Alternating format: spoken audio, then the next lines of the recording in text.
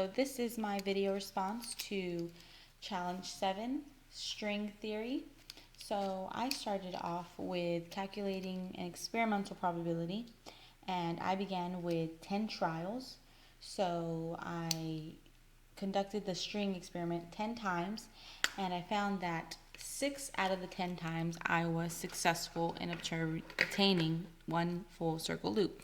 So from the 10 trials, I received that 6 out of 10 times I received a one circle loop.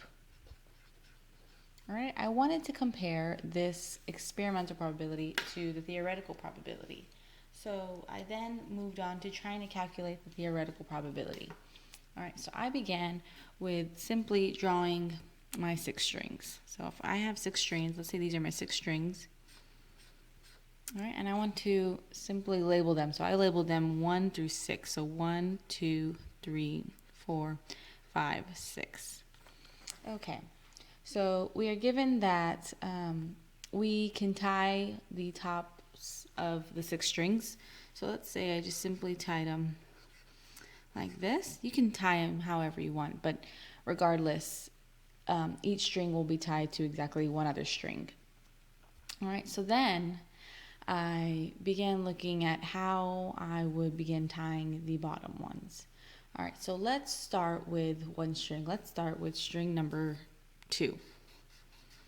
Okay, so string 2 can be tied to either 1, 3, 4, 5, or 6. But we want it to be tied to either 3, 4, 5, or 6. Because if it was tied to 1, then it wouldn't make a full circle loop. It would make this full circle and then some other stuff. So we want it to be tied to 4 of the 5 possibilities. So if string number 2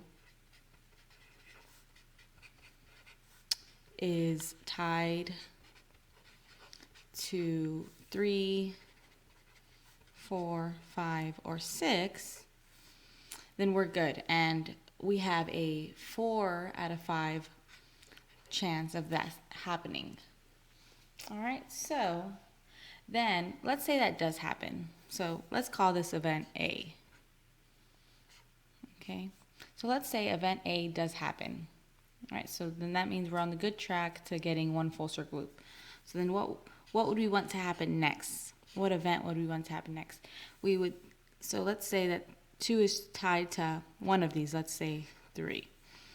All right, so let's then move on to our next string, string number 4. So we would want 4 tied to either 5 or 6, and it can only go to 5, 6, or 1.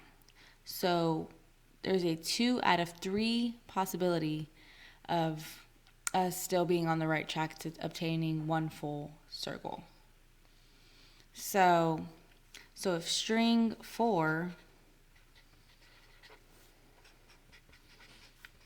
is tied to either 5 or 6,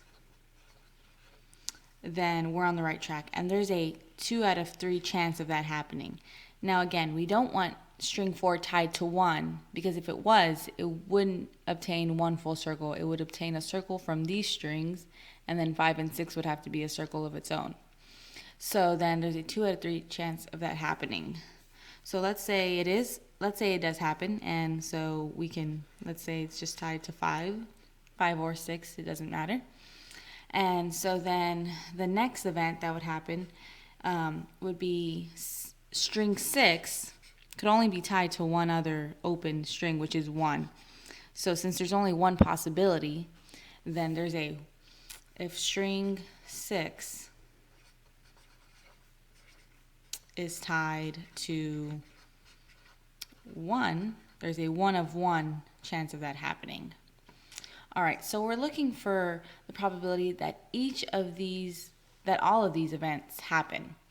So in calculating probability, we can simply say that the probability of A and the probability of B and the probability of C can be denoted by probability of A intersect probability of B intersect probability of C.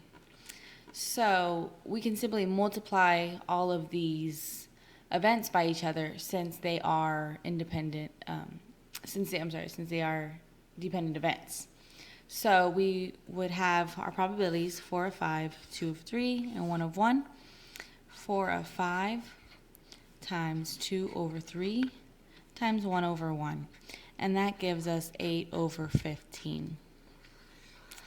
So hence, that is our theoretical probability for obtaining a full circle loop. And I thought that was interesting because it kind of matched with my experimental probability. In my experimental probability, I received 6 over 10. So that's a little more than half.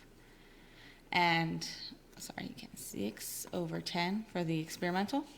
And 8 over 15 is a little more than half as well. So it kind of worked out well by being pretty close to each other in probabilities. I thought it'd be cool to also maybe go ahead and explore the probability of getting 3 full circles or 2 full circles instead of 1 full circle, and if those probabilities would be different from this or not.